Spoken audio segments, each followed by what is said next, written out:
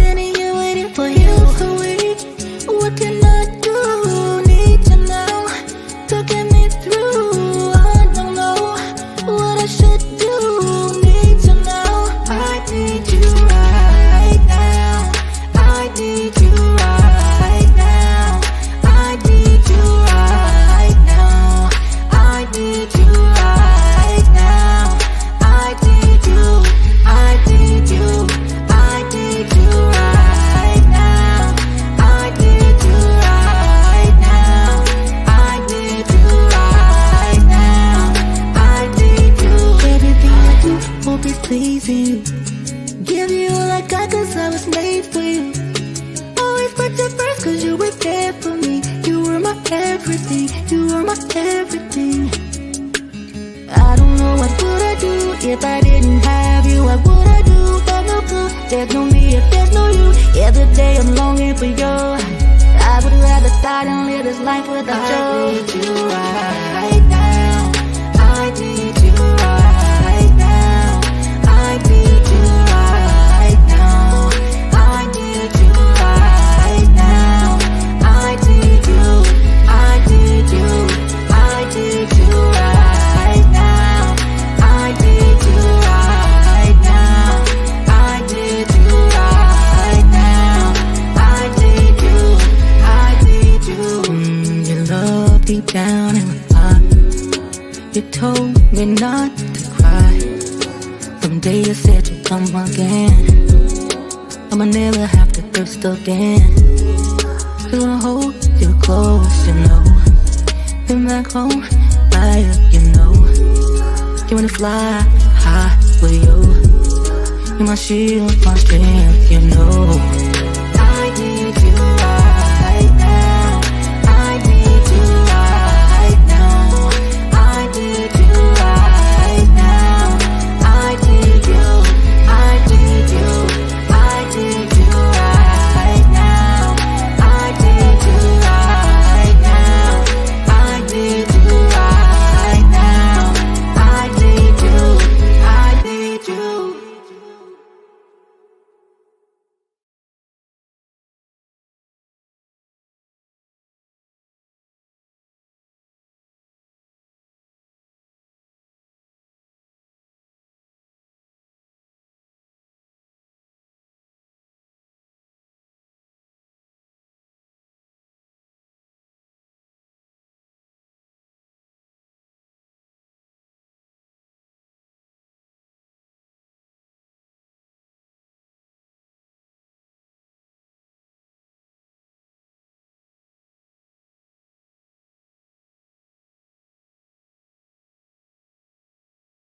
Nigga, I don't understand why you hate on me, nigga. We don't understand. Show love, nigga. It don't show nothing. It don't cost nothing to show a nigga All love. we doing nigga. is getting money. Show a nigga some love, nigga. Wabbity dabbity. Niggas out here don't love me, nigga. What people gotta really understand, nobody gotta support you, first of all. So I used to take that shit personal. I used to be like, damn, nobody's supporting me, nobody's playing my records, nobody's really rocking with me in the city like that. And then I realized it's not personal. You just gotta make somebody, you gotta make them a believer. If they don't believe you tomorrow, cool. Focus on who is rocking with you, and then you circle back and you come get them on the way Hey back. man, this your boy Money Man Rado, man. You Hankin with Hankin TV, man. You know what it is, the biggest platform, man. They major. What up, Wallace Mac? Tell me something slick and make it stick. Man, you already know international best-selling author, the Ghetto Diamond, reality TV star, Queen Score. Asking for a friend, man, stop playing with me. Host of Cigar Chats with Mac. But listen, I'm here to talk about Hankin. I'm gonna be on Hankin TV. I'm gonna be Hankin with Hankin. I'm telling you now, you do not want to miss the game. I'm gonna be dropping on Hankin TV. Cause we can always supply demand, turn over a profit consistently. See y'all soon. Hello, beautiful people. My name is Kendra Rainey King, and I'm from Dallas, Texas. By the way, Pleasant Road. I'm an author of 51 books, and I have written various movies as well. I'm a ghostwriter as well. I've written Knee Deep, which is my first movie, Curves Off the Mistletoe, Thicker the Berry, The Sweeter the Juice, and Distinguished Robbers. Those last two will be coming out very soon. And I'm Hankin with Hankin TV. Have a blessed day.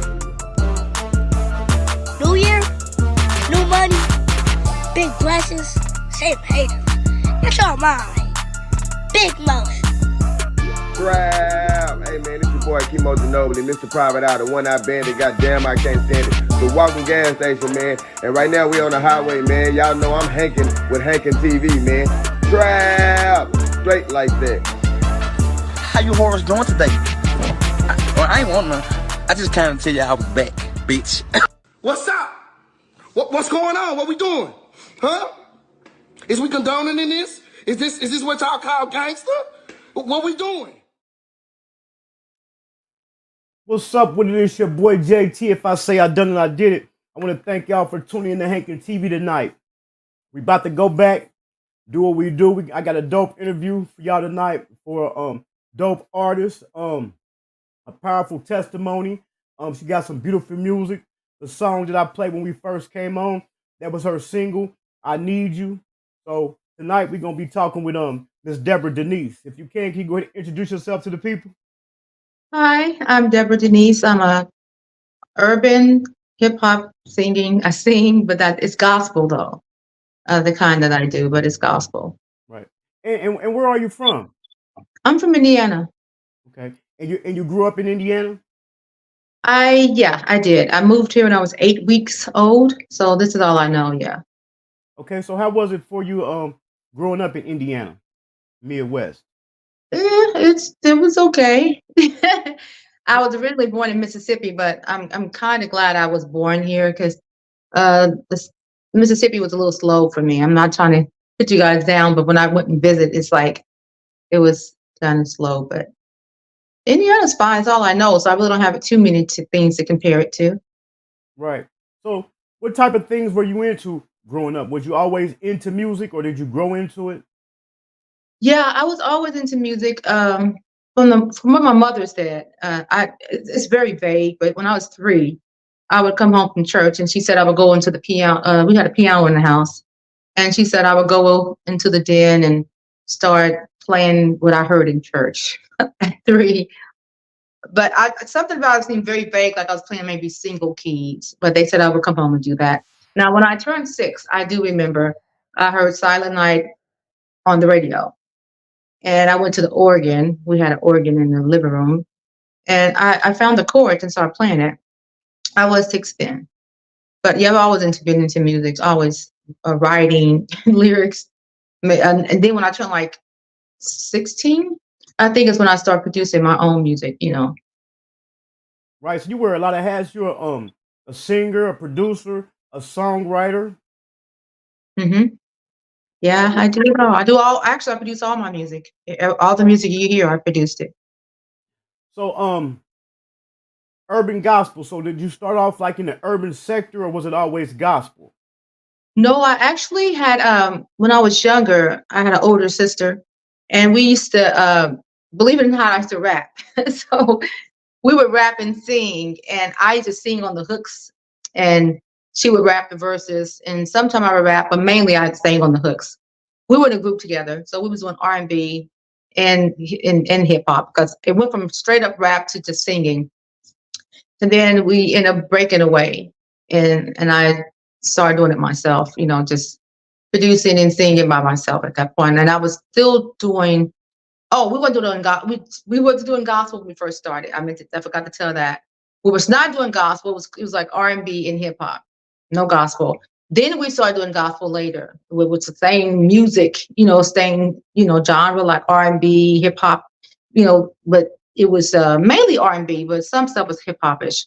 But it was God. We turned it to gospel. So after that, we separated because she started, working with other producers. I was younger anyway, so I started producing my own music, and I was doing that they would call it clean secular. I love songs.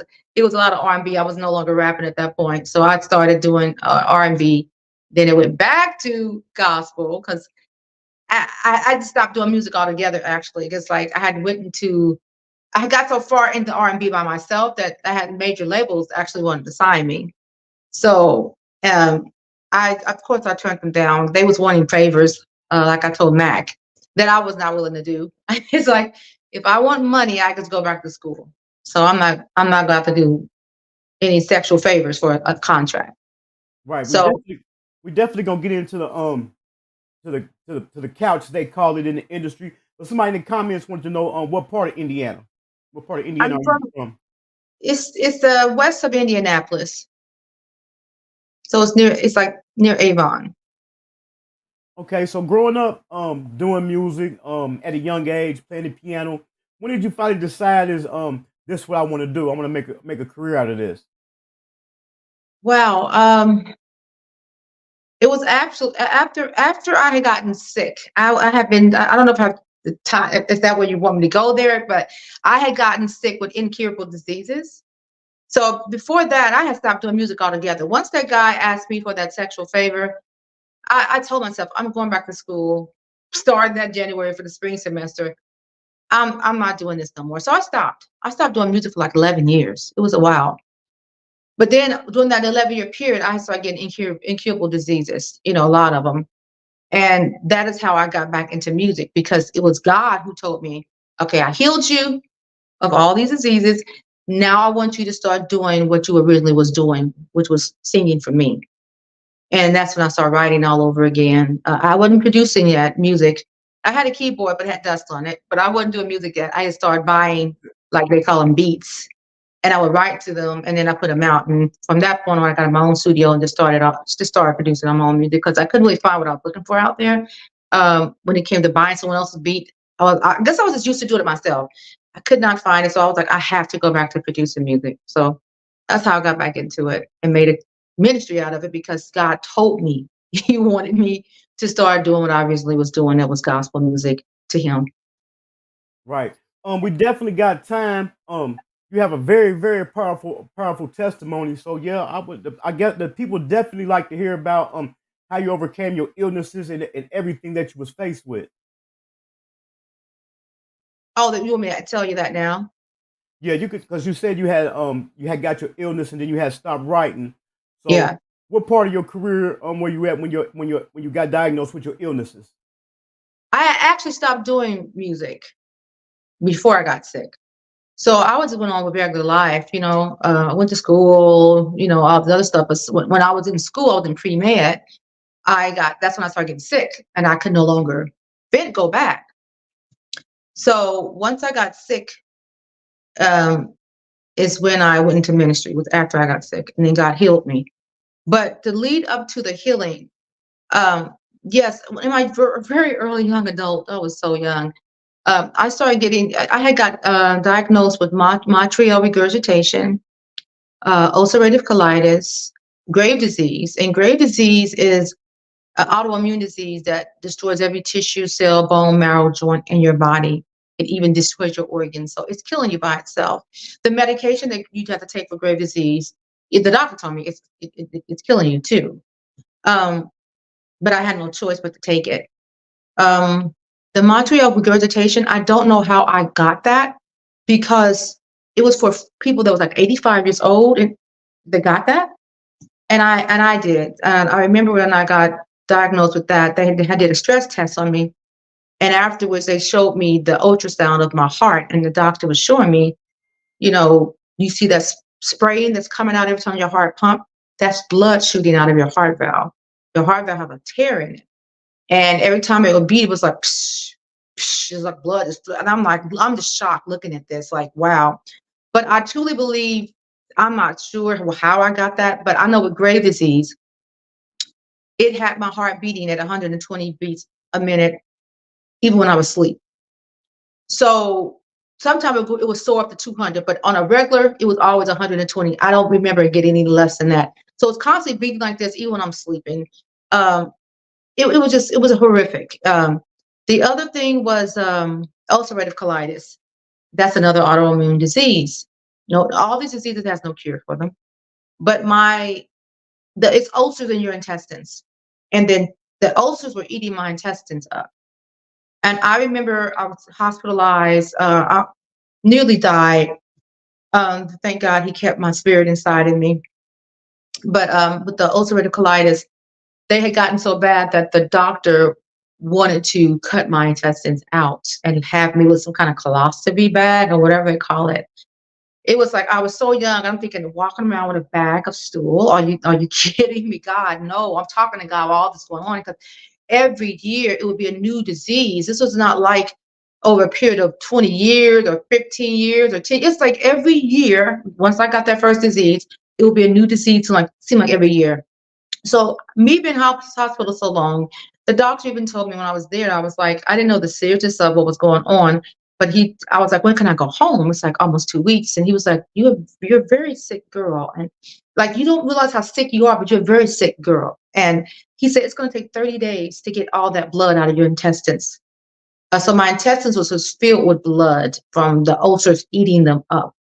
So I was just stuck in there, no cure. They hardly had any treatments for any of these diseases. The colitis, the Grave disease, none of them. The Grave disease only had a few treatments and barely any medications for it when I had it. So the doctor didn't know what to do. There was times the levels of my thyroid from the Grave disease are so dangerously high that it could have killed me in a moment. The same with the colitis. The reason he wanted to cut my intestines out was because a pin-sized needle hole in my intestines would have killed me instantly from toxicity. So he was concerned for that. It's like one pin-sized hole in that intestines, you're going to die instantly. But God had told me he was going to deliver me. So I'm not against medication or doctors. It depends on how God wants to heal you. He was going to heal me himself because actually no man could heal me anyway. No doctor could. And he would send me dreams. He would send me a word that I'm going to heal you. I'm going to heal you. So I was like, I don't want to get my intestines cut out. Now God got to make me a whole new set of intestines when he finally heals me. And that's what I was thinking. I was so young and silly, but that's what I was thinking. I was like, now he has to make a whole new intestines, but God is God. So he could have done that, but I did not want them touching my intestines because I needed them there to me for God when he healed me. So next thing I know, like I said, I almost died more than once, hospitalized for long periods of time. I could barely walk. I forgot to tell that the Grave disease, since it was eating up all the tissue, cell, bone, marrow, and joints in my body. It was eating my muscles up, so I could barely walk. Literally, I could barely walk. Like a 2 liter of soda, pop. I could not barely carry it. I could barely walk up the stairs because my body weight had become too much for me to even walk upstairs. I had to get assistance. This is remember, I'm very, very young. I'm getting pushed up the stairs to be able to walk up the stairs because my leg muscles are now too weak to carry my weight, to carry myself up the stairs. I could barely hold a pop bottle. My muscles been ate up so much. So, and then all my hair fell out, and I have naturally long hair. So I don't know what disease is causing the hair loss, but it was big hunks of hair just pouring down my body in the shower, and there's nothing I can do. And it was just hunks, and the trash can would be filled with just all my hair, and I had like nickel-sized clean bald spots all over my scalps. And I was like, Lord, I thought I was humble before this, but God, I mean, how much humble did I need? Now I look back, I needed a lot, but at the time, I guess I didn't understand. I was a believer and all this was happening. I was considered what you call a very good believer, a good Christian. People consider me a very good person. She's really into the Lord. She prays. She's, her whole life she tried to devote it to the Lord. That's how I was. And all this is happening to me. So I was confused, but I kept telling God, I don't know why this is happening to me. Even in the world, I was considered a good person. Even among Christians, I was considered that. So it's like, I didn't understand why God was allowing this, but I kept telling him, I said, I don't understand, Lord, why you're allowing this to happen to me. Why you're allowing every year it seems like it's a new incurable disease. I almost died more than once. My spirit's leaving my body, literally lifting up and out of me, and my eyes was fixed. And I'm laying in that bed, and I'm like, family members on each side, there's nothing I can do because my spirit was literally leaving, and my eyes were just fixed. I couldn't move them, but my brain was still active. I could think, but I could no longer move, and I felt my spirit leaving out of me. So I'm thinking to myself, why are you allowing all this to happen to me, Lord, when I'm not even considered a bad person? And I said, Lord, I don't know why, but I know when you finish this, I will understand why. I said, I just don't know why now. So, like I said, I got worse, believe it or not. Not better. I got worse and worse and worse. I had other diseases. I had fibroid tumors in my uterus. They took an ultrasound and said the tumors are so massive that it was like one big blob in my uterus because they was so clustered and so many and so big that it was like one big mass. So I'm walking around looking like I'm 3-4 months pregnant while I have all these other diseases. Then I had it was called something, but it was a tear in my esophagus that connects to the stomach. It's like, it was like one thing after the next. I even kept one of the diagnoses just because I sometimes want to see what God did for me. So it was one of the diagnoses. I kept the paper. I found it maybe a year ago and I was like, no, I'm keeping this. I even kept one of the medications because I remember at one point when I refused to get my intestines cut out, the gastrologist said, which one do you want? It's either the intestines are getting cut out or you're going to take this medicine. And this medication is for cancer. And it's going to make you lose all the hair on your body. And I'm like, all my hair, all your hair, eyelashes, eyebrows, wherever you have hair, this medicine will make you lose that. And you're going to lose your mobility if you take this medicine. But the two choices you have is getting the intestines cut out or take the medicine and lose your mobility and all your hair. I'm sitting there like, what kind of choice is this? But he said it was just too bad that the intestines was about to just be done with and kill me instantly because there was the ulcers had ate up so much. It was no way that you can go another day without taking care of something. So I decided to get the medicine because I did not want my intestines cut out. He gave me the medicine. I went to the pharmacy and I'll never forget the pharmacist looked out the window and said, who's in the car that has cancer? You know, right? Because I need to explain this medication to the person. And I'm sitting there like, oh, wow. Oh, wow. I'm like, I don't have cancer in my head. I'm thinking, just tell me about the medicine. So she's telling me, you know, you're going to lose all your hair with this medication. She's telling me all the side effects of it. You're going to lose mobility or whatever she was saying. I'm sitting there like my throat is tight at this point. Really wanted to just break down and cry. I'm like, Jesus. I can't really walk. My muscles have been ate up. I can't eat because the colitis, it made your food not digest. So the doctor had to put me like on Jello and I think it's called billion cubes, which is liquid beef water. And my digestive tract couldn't even take that. So he would have to make me just go back to nothing again. And I'm just drinking water. And he put me on steroids, which made me gain 40 pounds. It's unbelievable, but I gained 20 pounds in 2 days. Eventually, I gained 40 pounds overall with the steroids. So the steroids is keeping me from losing weight. It's supposed to help with the colitis, but I don't see how because my stomach was still swollen with blood filled in my intestines.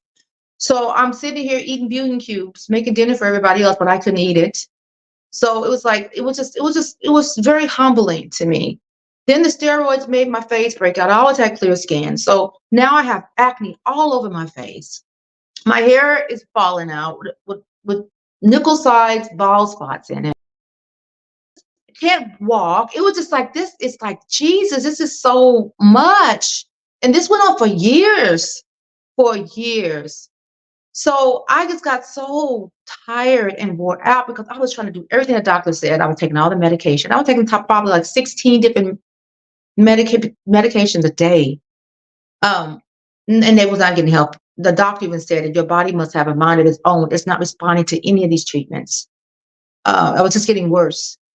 So when that year came, I was looking for anybody, a deliverance ministry, somebody who could pray for me. It was like somebody who knows who's more in touch with you, Lord, than I am. I was like, I am getting worse.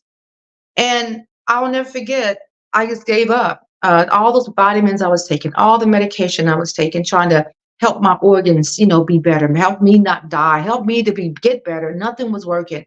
And I told God, I said, I give up. I said, Lord, I give every area of my life to you. And I look back and I say, I remember thinking to myself, as a Christian, you're supposed to surrender your whole life to the Lord anyway. But there's areas as a believer sometimes you don't want to let go of because you don't think God is going to do what you would like. or make you do things that you may not want to do. So it was certain areas I was holding on to.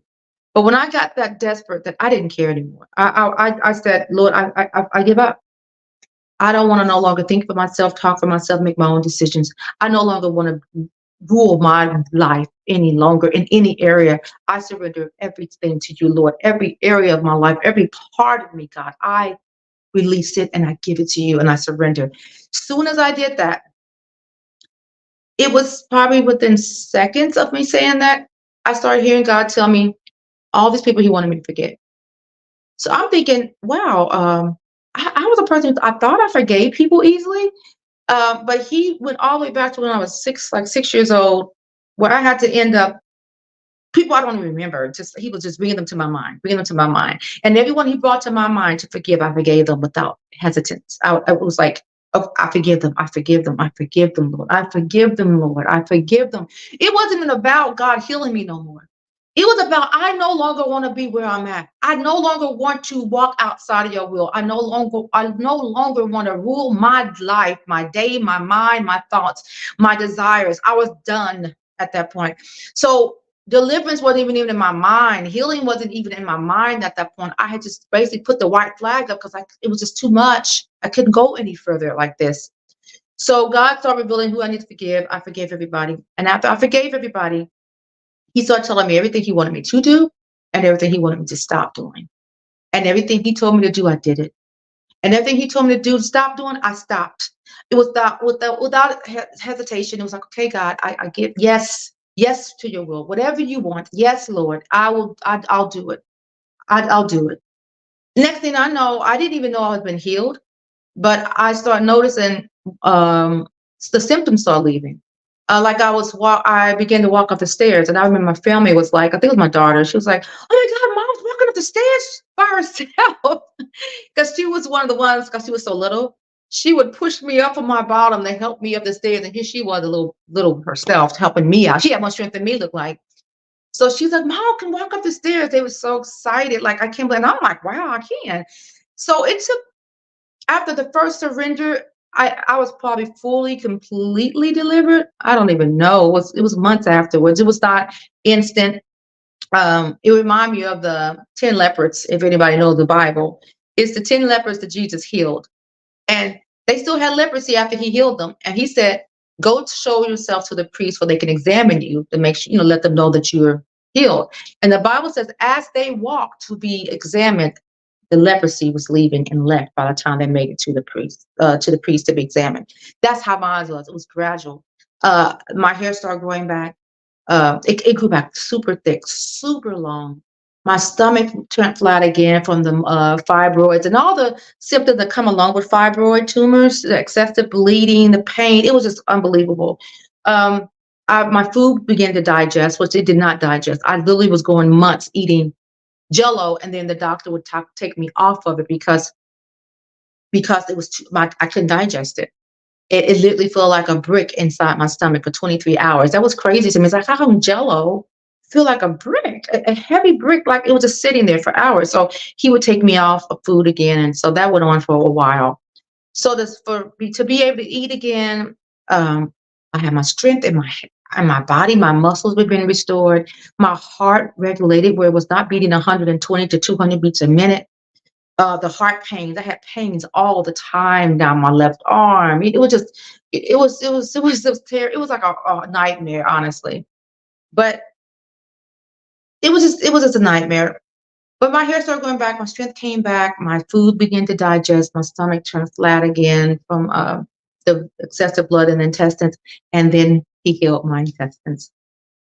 He healed my intestines, he healed my heart, he healed the esophagus, he healed everything. And I never get I've seen two people change it. The endocrinologist, which is the grave disease doctor. That was one that the first doctor that I was sitting with him after he ran tests on me, and he was like, "Do you know you don't have grave disease?" He said, "Do you know this is impossible? Do you know this is a miracle?" He wasn't a Christian either. He was like, "Do you know?" He was like in a little a chair, like an office chair without a back on it. So he's acting like a mad scientist, looking at my paper. I had like 6, 7 pages probably of labs, just different tests he ran on me. And he was like, this is impossible. This is impossible. Do you know this is a miracle? And I was sitting there quiet myself because I knew God was healing me, but to hear a doctor say it, I was just kind of like stunned and quiet, like when my eyes is big, like I hear you, but he's like, do you know this is a miracle? Do you know this is a miracle? You don't have grave disease anymore. He said, you know, there's no cure to this. He said, there is times that you came to my office because I had to get blood work done every month, and should see him every month. He was like, there's times that you walked in this office that I knew you wasn't going to be alive the next time for your next visit. He said, I knew this. He said, but when you would walk in, he said he'd be shocked that I was still alive 4 weeks later. And I looked at him like, wow, you didn't tell me that back then. You know, I didn't know that. He was like, yes. He said, what did you do? What did you do? What did you do? He said, and I told him, and God said, tell them I did it. I heard God say that, tell them I did it. And I said, Jesus did it.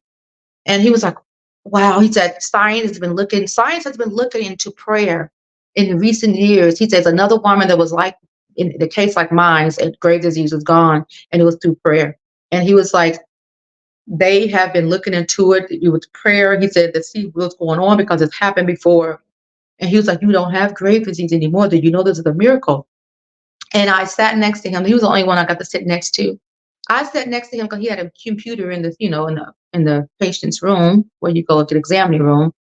And he changed my medical record from grave disease. He had diagnosis, grave disease, to Bagnesis diagnosis, no grave disease. He monitored me for so many years after that. You know, I had to come in and he'd check me. You know, it was just amazing. But the most recent was like 2 years ago now, when they checked like everything. You understand? Everything. You know, it was like the stress test. It was everything. My heart, you know, it was just unbelievable. When the results came back, the nurse who was looking at the medical record, she did not know that I had all those things before. So while she's looking at this, the computer monitor she had was about this big. It was huge. I don't know how many inches that is, but it looked like it was bigger than 24 inches. She was looking at this medical record. She kept looking at this because I think both of them were up in a split screen. That's what I assumed, because she would look over there at the new labs and all the new tests that was ran on my organs and my body and my blood. And then she would look over here at the old one. And she kept saying, looking at this, and she looked at that. She kept going like that and looking at that and looking, and she was like, this gotta be wrong. And I'm just sitting laying in the patient bed. She's like, this guy has to be wrong. She said, ulcerative colitis, grave disease, material regurgitation. She said, this gotta be like the wrong medical record. They have mixed up the yours. And I know it sounds silly, but I'm laying there quiet, like, what? Because this has been so many more years since, I mean, you're talking about maybe 10 years, 12 years later, this happened.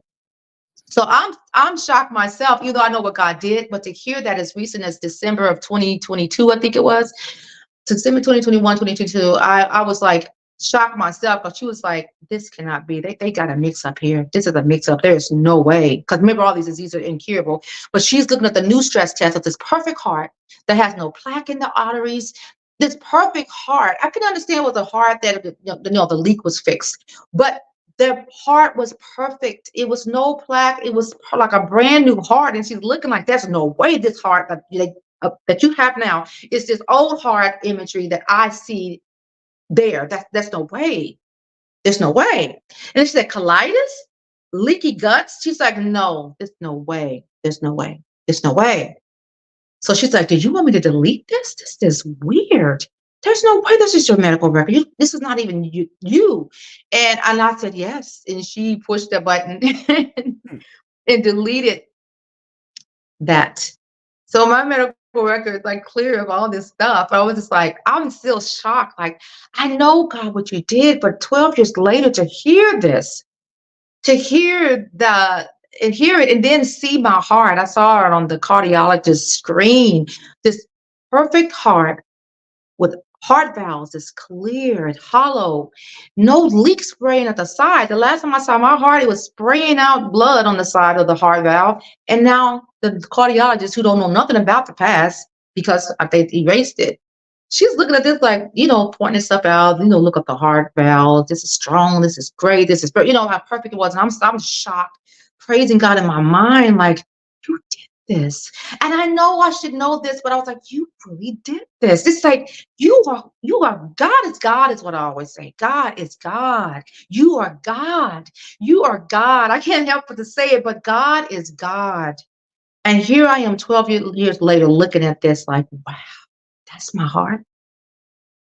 That's my heart. The person examining my new, past test to my new one saying this is weird. This is weird. This is not the same person, and deletes it. Like they mixed up someone else's medical records who was sick with mine, who's healthy.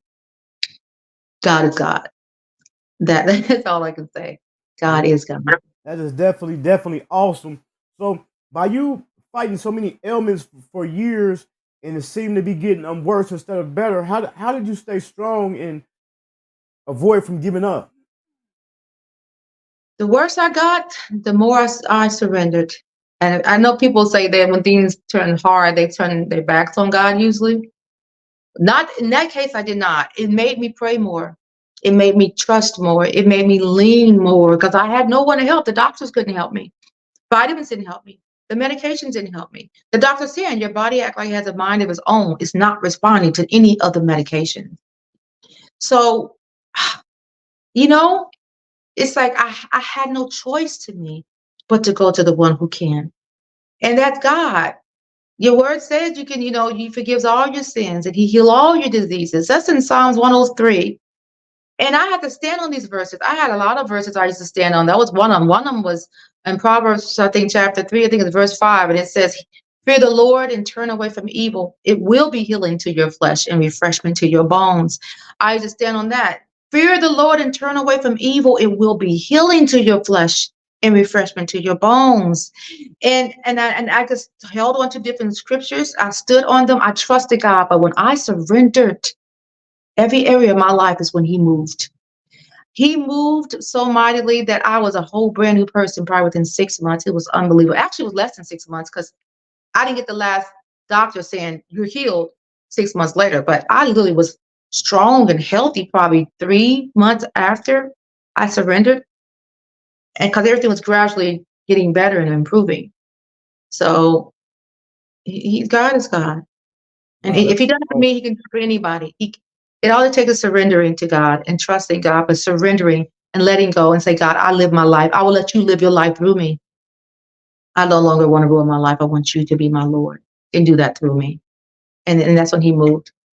But he was moving even when I was sick because it made me into the person I am today.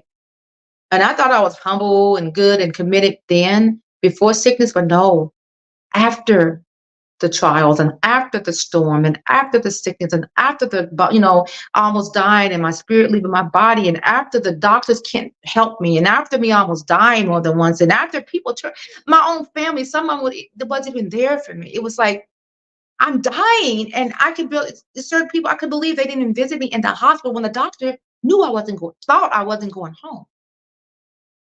And I'm watching all this, so I'm hurting emotionally because like I'm dying.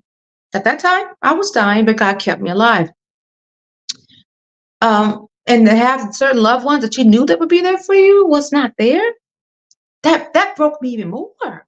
Because now I don't have a doctor to help me. Now I don't have loved ones to help me. Now I don't have friends to help me. All I have is my daughter. She stayed by my side, little girl. She refused to leave the hospital. And the nurses were shocked to see somebody so young just doing her summer break, just refusing to leave my side. At that hospital, she was afraid I was not going to come home. That's how sick I was, and she was there the day I was actually dying. So I hate that she experienced such trauma, but I know God is God, and He healed her of all that trauma that she saw. She saw some stuff. It was very traumatic. What I'm saying, I went through there.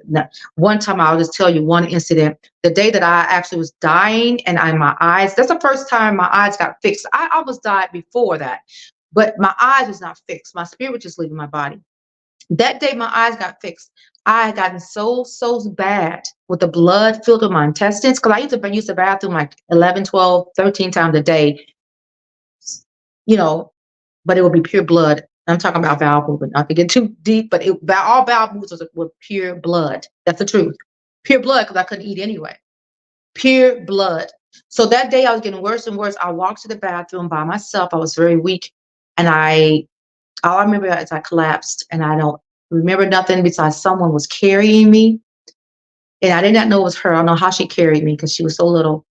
She got me back into that room, and she told me now that she's older, she explained to me what she saw. I did not know who carried me out of that bathroom all those years. It was her. No, she said she walked in there and there was blood everywhere, like somebody had got massacred. And all this came from my intestines.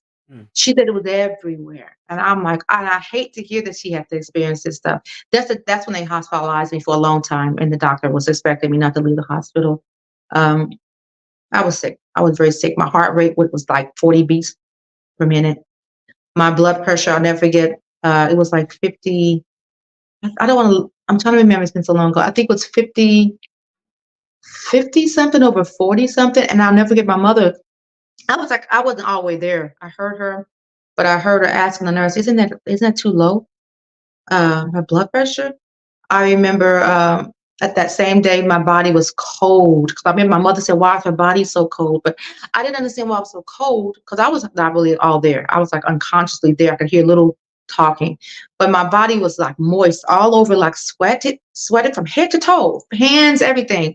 But the touch me was cold because I heard her saying, why is she sweating, but her body's cold? This is when my heart rate is like 40, getting low. This is when my blood pressure is like 50 something over 43. It was like I was dying. That's when my eyes got fixed, and they called the ambulance to take me to the hospital. This is where God took me from. And so, yes, I had to go through that. And I know it's extreme, but apparently that's what it took for me to bring me to where I am today. I would not be who I am today. I would be just a good Christian who prays, who loves God, who loves people, who helps the poor. But that deep trust, that deep rooted, I desire you, would not be the way it is now if I did not endure all that hardships and all that suffering.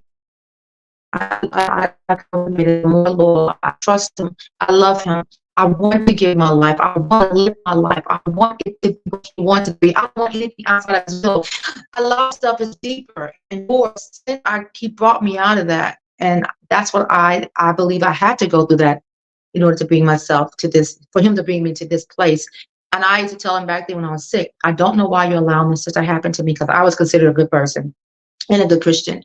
But I said, I will understand after you heal me. I know you will let me know being God. And he did. It was like, I had to bring you through this to bring you to where you're at now. And then he put me into ministry right afterwards. So the doctor said, oh, you don't have Graves' disease. God was like, I want you to do an EP. I want you to do 4 songs. And I want you to put it out. I was like, I had not been on social media. I was sick. I didn't know about social media. And I did what he told me. And I was like, Lord, I don't have the money to go to good studio work, And he said, you'll have money. Just go ahead and he said, he told me, book it for like whatever, end of April. And I want you to put it out in July or something like that. And I was like, okay, God. At that point, after healing me of all that, I believed everything he said. He was like, okay. He talked to me more too, I noticed back then. And I was like, after he delivered me, he was like, do this, do that. And I was like, okay, God, I don't know where I'm getting all this video time money, but I booked it. I called, made an appointment, booked the, sessions. And sure enough, by the end of April, I had money. He brought it. Every time he would say he would do something, he would do it. It's the truth. Just like when I started first to get my studio set up, I didn't have money for that. I'm like, how am I supposed to be making my own music? Where am I getting money to buy this stuff or record this stuff? And God was like, next week, Thursday, I want you to go pick up. It was like a 24 track at the time, the recording. I didn't doubt it. I was like, okay. And next thing I know, and people around me, they would be shocked. I was like, she said this. It was like things that I could not make happen. It's like, oh my God. And all of a sudden someone's selling this 24 track for dirt cheap on Thursday. It was just unbelievable to me how he moves. And that's why I want to say surrendered, so he can always move like that, where he could become real and tangible to me. I don't want a relationship like I had before, where he was God in heaven and he was the creator of everything and he loves me. No, I like the personal, real, tangible God that talks to me. I like when he can tell me this is going to happen this day. I want you to do this. And it does it because he's real. He's just as real as you and I.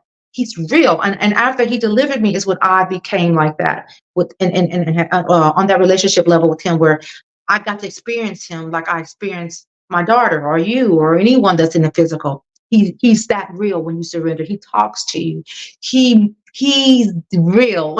So But you won't get that unless you surrender, and desire him more than anything on heaven and earth. And he will reveal himself to you. Right. You said it several times. Surrender. So I was going to say, what advice do you give to people when they going through something they think they're not going to make it through?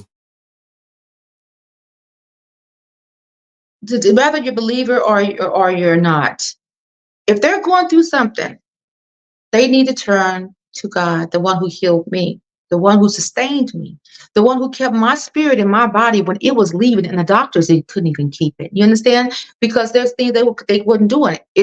I was brought back because God, the doctors couldn't do anything. It was when I was leaving, it was just still floating out to the point I was almost completely ready to flatline. So with that, it doesn't matter. If God can take me through all that I went through and pull me through and make me healthy and strong, everything, and restore me more better than I was before, God can do that for anybody, because the Bible says God has no respect to person. That's what it means. There's no one better than the next. There's nothing special about me that would make God say, I'll heal Deborah, but not you. That is not possible, because he said he has no respect to person. So if you're sick, whether you're saved or unsaved, reach out to the Lord. Go to him and say, Lord, if you're a Christian, here I am. What is in me that you need me to release? What is in me that's keeping your will for my life from flowing in it? Because only God can truly heal, especially incurable diseases. That's why they're called incurable, because there's no man-made medicines or treatments that can remove this disease from your body. So if you're sick and on your last rope, turn to God. Jesus Christ is his name. Turn to him and say, Lord, here I am. I need you to do the impossible. You did the impossible for Deborah. You did the impossible for people in the Bible. You did the impossible. You healed blind eyes. You raised the dead. I need you, Lord, to show yourself mighty on behalf of me. If your heart is sincere and say, Lord, he's going to move for you. He's going to show himself mighty, because he loves the glory and he loves you. So he wants you to show himself. He wants to let you know how real he is. But he cannot do that if you've closed him off, through, not repenting, you've sinned, I want to repent of sins. I mean, if you've done bad, repent of them. Say, okay, God, I hate somebody. I repent. I no longer want to hate this person. Okay, this person made me mad. Okay, I forgive them for offending me. You know what I'm saying? Let him lead you. I don't have to instruct you. If you just come to him by yourself and say, Lord, here I am. I want to know the God that Deborah knows, and I want to know you even more than she knows you. Here I am. God will, at that point, deal with you personally and bring you to where you need to be. And that's the truth. And what are people's response when you share your testimony with them? Some move to tears. Some, believe it or not, have the diseases that I had when I go out and minister. I've heard some people come up to me and go, wow, I have Graves' disease, and they know how bad that is. And to see me, they know that I'm healed. It's like, there's no way you can have Graves' disease and look like me, because Graves' disease makes your eyes pop out. You can't do nothing about that. They sit out. You can't even close them anymore. You have a big throat, certain physical things that I couldn't hide if I had it. So they come up to me, to get ministered to. I prayed for a lot of them when they would come up to me, but some are in tears, because they're going through something themselves physically, especially on the diseases that I had. But yeah, they're moved. They're moved, and also I noticed it does give them that boldness. I notice after they hear my testimony, their faith get bigger, where they can say, I think I can do this. You get it? I think I can. If he did it for her, I know he can do it for me. So some people's faith, they get more bold, where they feel like, I can't come to God, and I don't have to stay in this condition. I don't have to stay sick. I don't have to, be having 3 months to live, if I can trust him like she trusted him. So some do leave with more renewed faith. And I've had, so a lot of people have wrote me later, with the relationships in God has gotten better, like strong, and just like really sound, just from God ministering to them through me. It has become popular, but at the time it really wasn't popular. But did you have any flack about mixing gospel with R&B music? How was your music received when you came out with the gospel R&B like genre music? It's always been received. I mean, when I had my 10-day tour in London a few years ago, it was right before COVID shut everything down. And I couldn't believe how God literally had, that's why you have to have the Spirit of God with you, because the devil can't stop what God's Spirit from moving. I had children, probably youngest 4. These are different races. This is a different age. I mean, like clinging to me. And the mothers are like, I've never seen her act like this. It was this one little girl, she was about 6 and she wanted to keep, it was like, this is literally different races. No, I had 10 different days. Remember, a 10-day tour means I'm at different spots. And this is occurring over and over again with me, where parents are like, I've never seen him act like this. They wanted to get pictures taken with me. You know, they just wanted to go walk up to me. And this one mother thought she was in the audience. It's like, I want to meet her. Please let me meet her. And she had to be like 6. And she said, I've never seen her act like this over anybody. And I took pictures of the children. This was a different places in the UK that I went to. These are not all the same city. And this is the response I got. I had people from 4 to probably, I'll say late 60s, early 70s, literally buying my CDs. Because I had to sing my songs while I was there. They were white, and this is different races. This is white, black. I don't know what some of these other races were. There was this different races, and they were different ages. And I was watching how God moved. They were buying my CD, and you're an older white man, maybe 69, 70 years old. So when you're walking in God's will, nothing can block or stop God's Spirit from reaching whoever He chooses. So I had no backlash, no negative. It was actually, God drew men to Him, because the Bible said, if I be lifted up, I would draw all men into me. And that's what He does when you're surrendered to Him. He makes them come at Him, not me. They're not there for me. They're there for Him. That's why I'm out. I'm not there for you to follow me. I'm trying to lead you to who to follow if you ain't following Him. And if you are following Him, I'm here to let you know to keep going or get strong, or if you're struggling in your faith at that time. I'm here for God to do what He wants to do for you. That's what I'm here for. It's not for my glory. It's not for my fame. It's for His glory. And it's to make Him known. He did that in the UK. I was surprised myself. The way God moved, it was like these people look like you would never listen to R&B, never listen to urban music, and you're buying my CDs, making me sign them. It was amazing. Right. And you had said you had stopped doing music right before you had become sick. Why did you stop doing music? Well, after that last guy, because this was a while ago. After the last guy, I think they were called Jive Records back then, and when he wanted me to do this favor. I was like, I don't know who you think you're talking to. That's I'm a Christian. So I'm like, no, that's not happening. Where's the door? Where's the door? Yeah, I'm in New York and I don't know nobody here. Where is my suitcase and where is the door? And that's the truth. That's how I was. Where is the door? Because what you're asking of me, my own husband wouldn't ask for that. You know what I'm saying? Right. So I was like, bye-bye. And I did. I went walking down the street of New York, didn't know where I was going. I didn't know nobody there. And I left. I just started walking. So after that, I came back. I had already told my husband at the time, I was like, if this don't work out by the end of this year, I'm going to sign up for classes in January for the spring semester. And that's what I did. I went and got in school. I went to pre-med. I wanted to be a doctor, but I started getting diseases. I got incurable diseases during the time I was in school.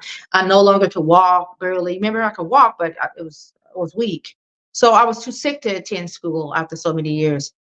So that's why I ended up just being a housewife. And when I was getting sicker and sicker and just trying to take care of my family and go to the doctor. And that's why I didn't do it for so many years, because I was trying to stay alive. And I couldn't even finish school. So if I couldn't finish school, I definitely wasn't going to be thinking about music if I'm almost dying and stuff. So yeah, it was kind of after he healed me is when he said, I want you to go do what you were doing before. So when you went to New York, they had called you for a deal, or did you go out there shopping trying to get a deal? No, we had a relationship for like 5 months. I knew there was a guy I got really big in R&B back then. Locally, I started branching out throughout the United States. That's what happened. So I started getting more connections. So it was this one guy in Chicago named Orlando, and his friend was an A&R with Jive Records. So me and the Jive Records guy, the A&R, we had built a relationship for like 5 months before I even came to New York. Yes, I suppose it got signed. But when I got there, I guess the contract deal was with, was to do to do something for him Right. that I was not gonna. I'm like, I'm not sinning against God. Okay, I'm not sinning against my husband, but God was really the reason why. I'm like, are you seriously asking for something like that? That's not happening. Money ain't no money in the world worth me sinning against God, and ain't no money worth me. It's just not. I'm just not that money hungry. I'm just not. Thank God for that, because that's not me. That's from God making me be that way. Because if I wasn't God, I probably would have done whatever the flesh wanted me to. But no, I did not. I went all the way out there. We had a relationship. I was surprised when he said that, because he was not a stranger to me. We had corresponded for 5 months to seal the deal, and to seal the deal was that. So no, it was for a contract. It was not shopping music. We already was connecting for months before I did it.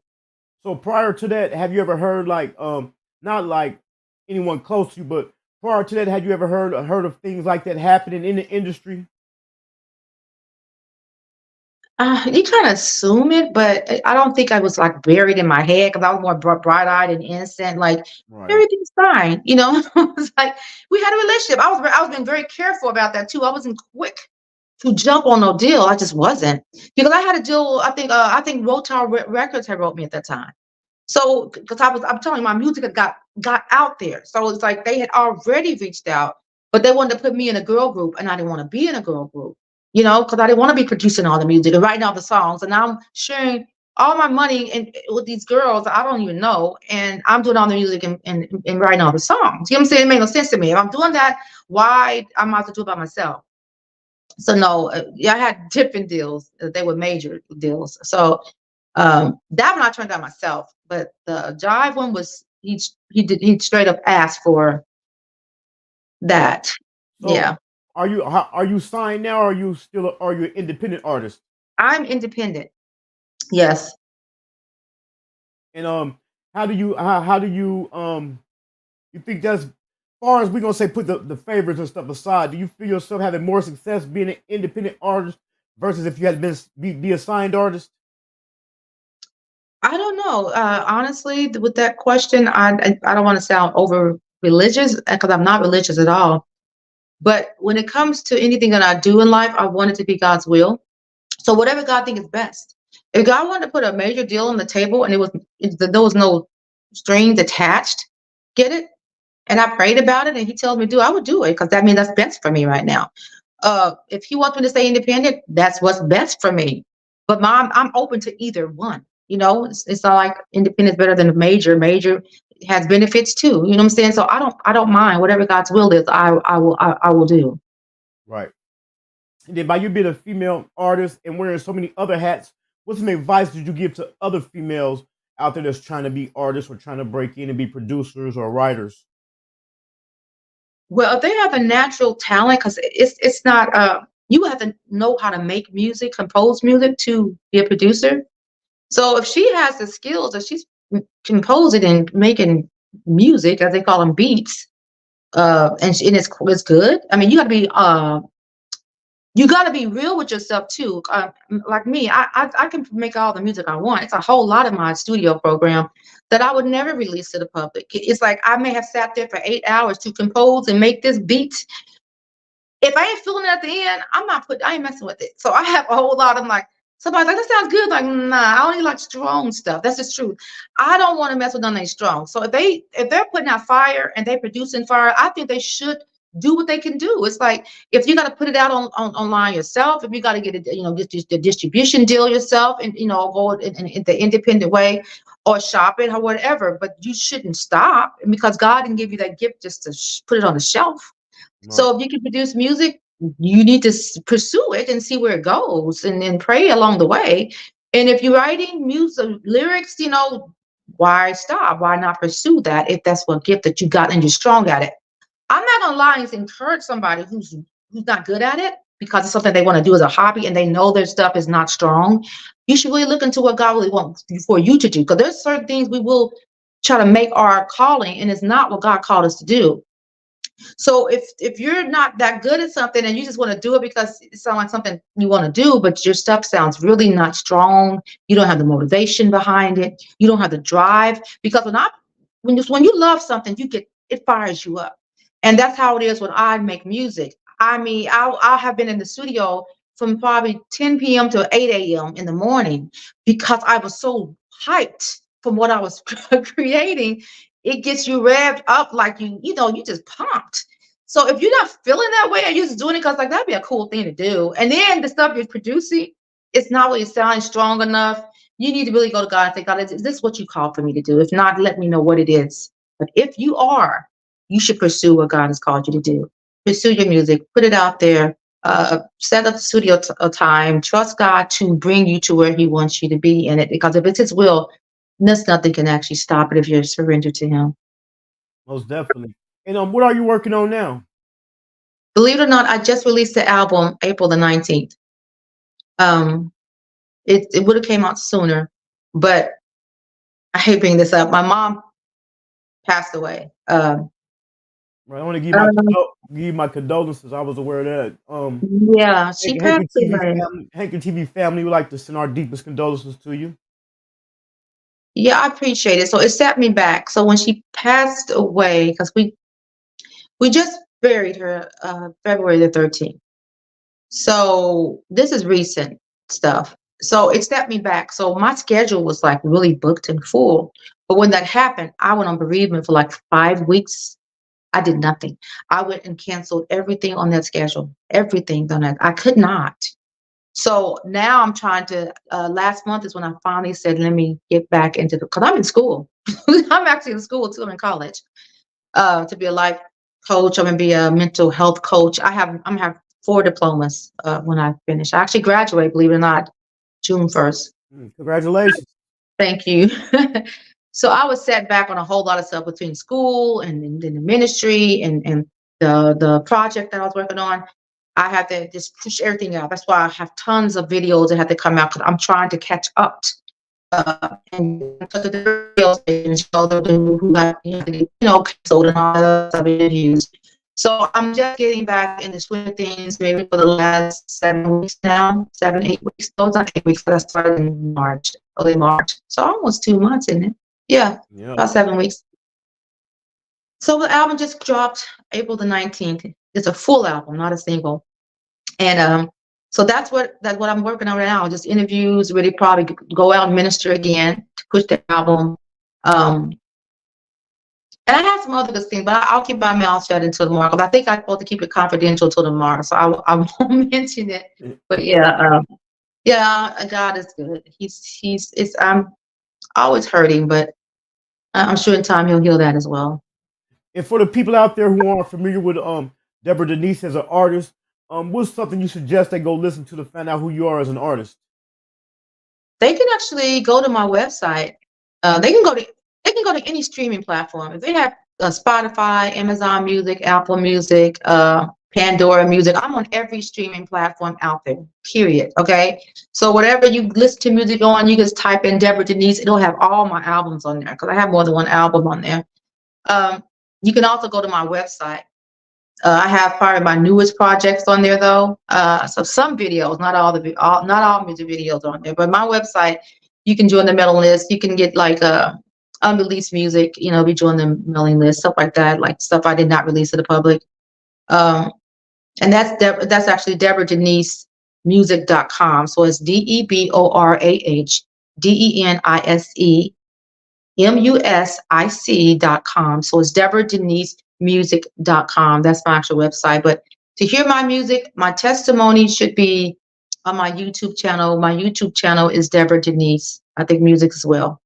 So if you type that up, my testimony, I have videos on there of the testimonies and stuff like that. That's on there that they can learn more about me on my site. It has a biography on there. So yeah, do those things. They can find out more about me or hear my music. And I also have it in the descriptions of this video. So all y'all got to do is just slide past and hear a link. I just got one more question for you because we've been here for a while and I want to hold you up.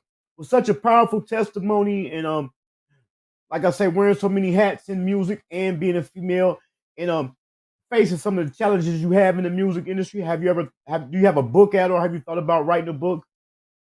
You're not the first one to ask me that. Maybe God's telling me something. I have not. I'm a writer as for music, but as for a book, I like apps where I can read books. It's like to sit there and see myself writing like that, and I'm not a good typer, like on like on a keyboard for a computer PC. I type very slow, and at the thought of a book, all that I will have to tell about, somebody rather be typing that for me. But no, I have. You are like not the third, fourth, or fifth person. So I've heard this throughout the years that people say, "You sure you haven't thought about writing a book?" So whatever God will is, His will be accomplished as long as I say surrender to Him. So we'll see what He decides for me. Right. And one more before we go. That anything that you can talk about, is it anything that people should be looking up coming up from you in the future coming up? The Anything only you can tell? say that again. I say, is there anything that you can tell us to be looking out for in the future? Yes, the things you can look out for that already dropped. That would be my new project that dropped on April the 19th of this year. Right now, that's so fresh. My whole focus is trying to just get this project out there and get it going. So that's my focus at this point. Right. I definitely appreciate you for coming through, sharing your story. You have a very powerful testimony. Like I said, the Hankin TV family want to send our condolences and just wish you well, and definitely be supporting your music, sharing your videos and everything you got coming up. Thank you so much for having me, Hank. I really appreciate it. You already know. I'm definitely gonna stay in contact, and anytime I see you got something going on, I'm gonna be sure to share it. Thank you so much. I appreciate your support. Okay, thank you. Thank you. All righty. That was Deborah Denise, y'all. Make sure y'all slide through and check her out. I got the link. The link is in the description to her YouTube channel. When I get done, I'm gonna put the link for her website and Instagram in there. I got kind of caught up right there, man. That's a powerful testimony, man. That should encourage a lot of people, man. At the same time, it was a lesson in it. Sometimes we chase things and try to do things that ain't our calling, that ain't for us. The main thing is when you're going through something, man, you got to stay strong and stay rooted. That's one thing I say about Hankin TV, man. Sometimes, just here recently, not really so much on me, but we kind of get caught up. I'll take accountability. Sometimes we get caught up in the mess, man, but it's always a message in something, man. You know what I'm saying? I want to thank everybody for tuning in. Don't forget, be looking.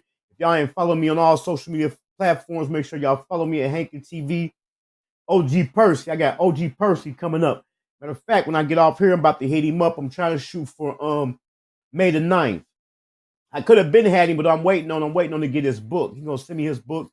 I want to read his book and then interview him. You know what I'm saying? We could go off all the stuff we know about OG Percy, but I'm the type of person I like to really do my due diligence. So I want to read his book, and that's also support me. You know what I'm saying? So I'm waiting on him to send me his book. So I'm gonna try to schedule him from May the 9th.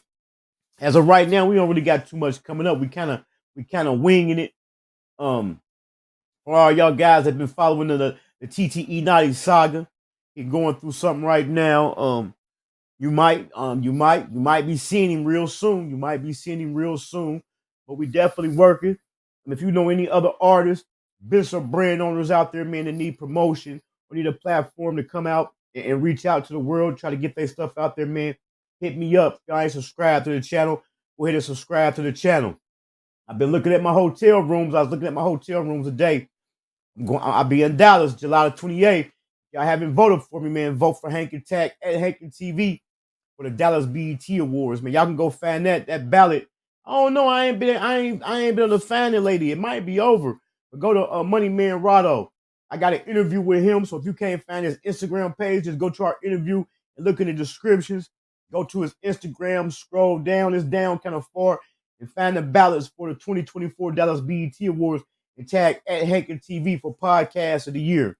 I've been looking for it to share it to some people, but I ain't been able. I couldn't find it last night, so they might have took it down.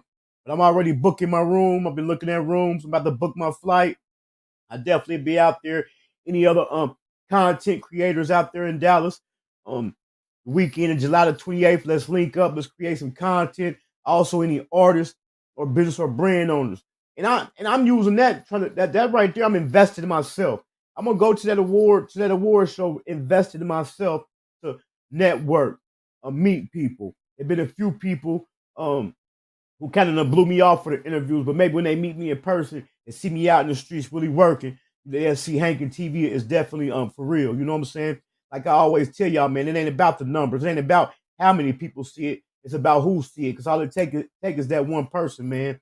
And hopefully my grind is a motivation and inspiration to others. You know what I'm saying? Because no matter what, we're gonna keep doing this.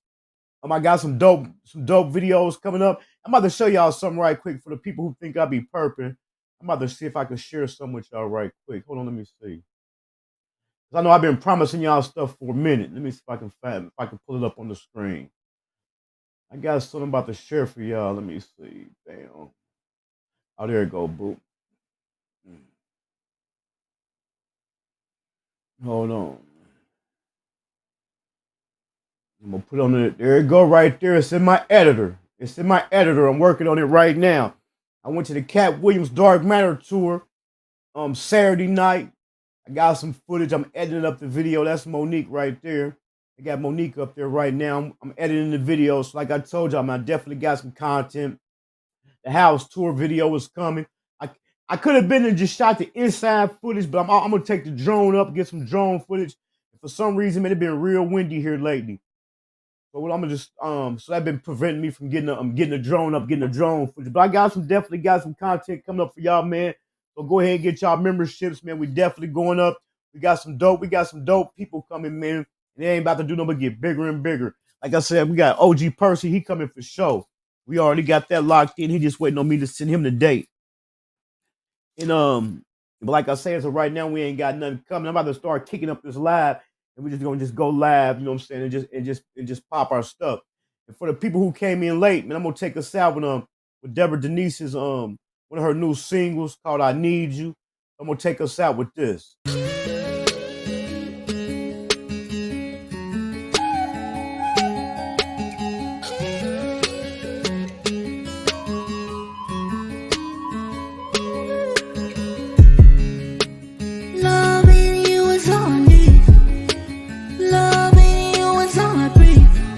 Make sure I hit that like button. Hit that like. I'm still standing here waiting for you to wait. What can I do? Need you now to get me through. I don't know what I should do. Need you now. I need you right now. I need you right now. I need you right now. I need you right now. I need you. I need you. I need you right now. I need you right now. I need you right now.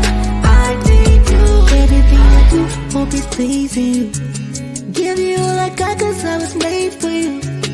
Always put you first 'cause you were there for me. You were my everything. You were my everything.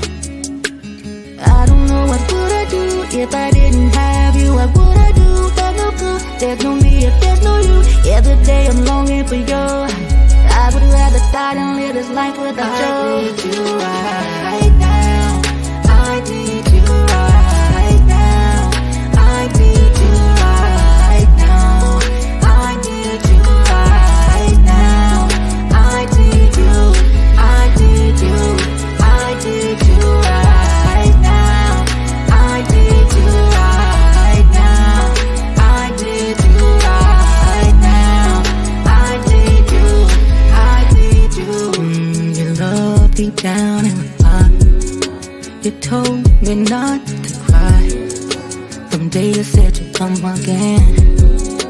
I'ma never have to thirst again. 'Cause I hold you close, you know. Been back home, higher, you know. You wanna fly high with you. You're my shield, my strength, you know.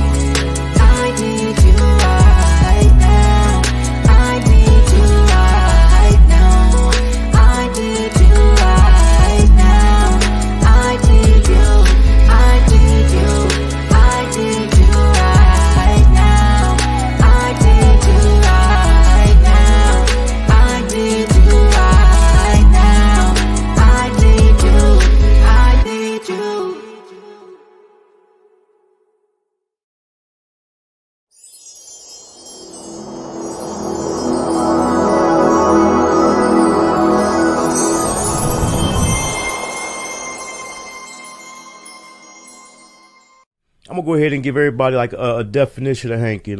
In Dayton, people selling drugs, they called it hanking. You know, if a nigga was selling a lot of dope, they like, you know what I'm saying, I'm hanking. Yeah. So what I did it took and put a positive spin to it, you know. So I took the word hanking and I made it stand for when you can supply the demand and consistently turn a profit. This is a certified hood classic.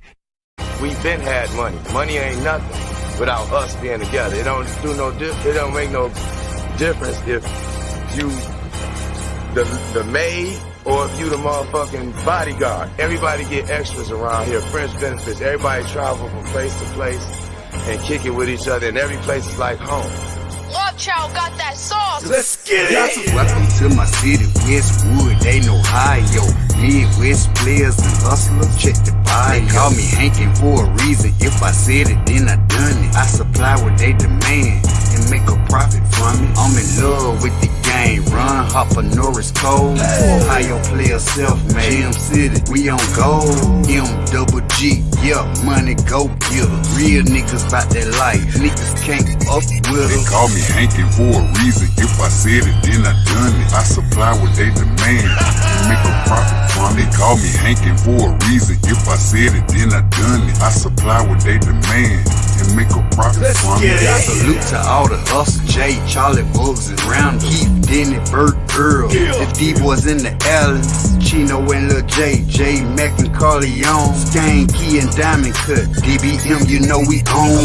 I used to cook the D, I did corn, shoot the 3, when he played for the Heats, then I flooded the streets. Hustle gang, that's my squad, that's my motherfucking team, just might be your worst nightmare or sell you a dream.